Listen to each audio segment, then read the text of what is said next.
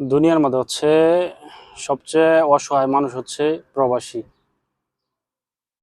সেটা কখন বোঝা যায়? যখন অসুস্থ, একটা প্রবাসী যখন অসুস্থ হয় তখন সে বুঝতে পারে দুনিয়াটা কত কঠিন। ঠিক আছে? তখন তার মাথার মধ্যে একটা জিনিসই ঘুরে যে আসলে স্বপ্ন পূরণের জন্য আসছি প্রবাসে। জানি না স্বপ্ন পূরণ হয় কিনা, তাতে কোনো দুঃখ নাই। দুঃখ হচ্ছে যে আসলাম, দেশের মানুষজনের চাইরে আসলাম, সবারে চাইরে আসলাম, অনেকে এর মধ্যে অনেকেই এই দুনিয়া ছেড়ে চলে গেছে। তাদের সাথে হয়তো আর দেখা হবে না, কথা হবে না। এমনও হইতে পারে আমিও মারা যেতে পারি, বা আমার সাথেও অনেকের দেখা সাক্ষাৎ কথা না হইতে পারে। যেই বাড়িতে মা বাবার সাথে এত বড় হয়েছি, জানি না কবে ফিরবো সেই বাড়িতে। এটাই।